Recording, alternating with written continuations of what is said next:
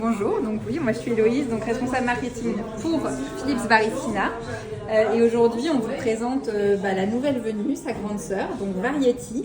Donc là, on retrouve sur cette machine tout ce qui caractérise Baristina. Donc le fait que ce soit une machine hybride entre une machine à capsule et un broyeur à grains. Donc en fait, on va retrouver le côté compact d'une machine à capsule puisqu'elle fait 18 cm de large. Donc c'est vraiment quelques centimètres de plus qu'une machine à capsule. Une interface ultra simplifiée où on va pouvoir venir choisir un espresso, un lungo et là le bouton extra intense qui va permettre de booster un petit peu l'intensité de son café. Et en même temps, on est sur une machine avec broyeur céramique qui va du coup permettre au plus grand nombre de profiter de la qualité d'un café fraîchement moulu. La grande différence, en fait, elle se situe ici. Sur tout le reste, la machine va avoir vraiment les mêmes caractéristiques. Ce qui fait la différence, ça va être ce bac à grains, qui est un bac à grains à double compartiment. Donc en fait, on voit bien que le bac est divisé en deux et on va aller pouvoir mettre deux variétés de grains, une de chaque côté. Et avec un système ultra simple de molettes, à chaque café, et on va aller choisir de quel côté on veut aller prendre les grains. Alors donc là, on est côté gauche. Tout à fait, donc on entend bien un clic. Ouais. Là, position intermédiaire, on va pouvoir faire un blend. Non, on va pouvoir devenir soi-même comme un torréfacteur. Exactement, on va faire des petites expérimentations, on va aller pouvoir... C'est-à-dire que si on est deux dans le foyer, eh bien on pourra dire moi je préfère ce café-là, moi je préfère ce café-là. Mais on pourra se dire un jour, mais si on essayait de mélanger les deux. Voilà. Et si on faisait un nouveau café. Exactement. Top. Et voilà, et ensuite là je sélectionne le côté droit du bac à grains. Donc de manière extrêmement simple, extrêmement intuitive. Alors on peut relever aussi le bac à grains. Voilà, d'accord. Donc on voit en effet bien la séparation. Et on a un système de clapet en fait à l'intérieur. Et donc à chaque fois qu'on tourne, et le clapet va se fermer pour éviter les mélanges de grains entre les deux. Voilà. Il faudra juste oublier les bonnes habitudes qui sont de verser le sachet. Là, il va falloir viser quand on verse les grains. Il ne faut pas oublier que voilà. Exactement. Non, mais c'est très simple et ingénieux et toujours bien sur ce type de modèle. Exactement. Donc là, comme tu le disais, on vit en couple et on a des goûts différents avec la personne qui partage son foyer. Chacun va pouvoir avoir son côté du bac à grains.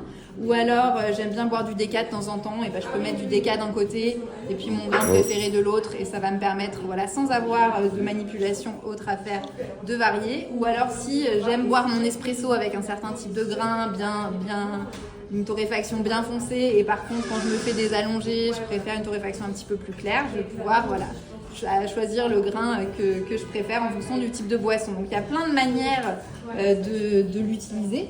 Et du coup, ça va être un bénéfice vraiment hyper intéressant pour des gens qui viennent de la capsule surtout.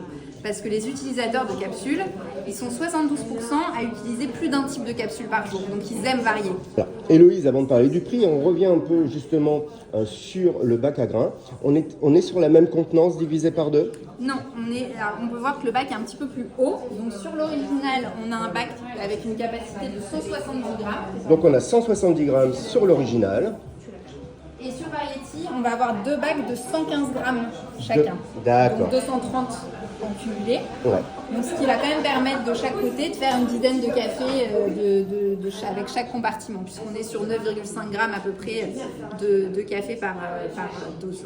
Alors ce qui faisait aussi le charme de Baristina, moi j'aimais bien, c'était le changement de porte-filtre, de couleur. Absolument. On le garde, j'imagine, il y en a des nouvelles peut-être. Absolument. Alors on va avoir la chance de pouvoir choisir la couleur de manche de porte-filtre qu'on préfère ou qui s'harmonise le mieux. Là on a toutes les couleurs. Alors là il en manque une malheureusement, il nous manque le noyer, on en a une également. Ah voilà, on va...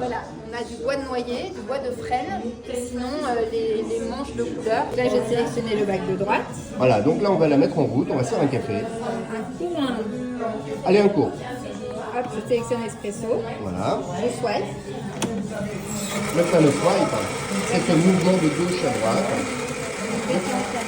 Voilà, donc on est là sur la partie sèche de la machine, c'est-à-dire le broyage et le corps. Exactement. Donc on constate que le broyage dure un peu plus longtemps que sur le modèle original. Et donc ça, c'est parce qu'en fait, le moulin va tourner pour vraiment évacuer tout le café moulu pour qu'il sorte du moulin et qu'on n'ait pas de résidus. Mais oui, pour le sinon, café d'après. si on ne veut pas blender, Exactement. là c'est pas bien. Exactement. Et là, hop. Alors le porte-filtre est passé pendant que je filmais Louise, mais c'est pas grave, vous imaginez le même mouvement dans le sens inverse. Et là, le café coule. On est sur un Colombie, me dit-on, et c'est surtout, on est chez Doppio. Et Doppio, c'est un coffee shop de specialty coffee. Voilà. Donc, c'est pour ça que c'est forcément bon. Et voilà. Top. Merci.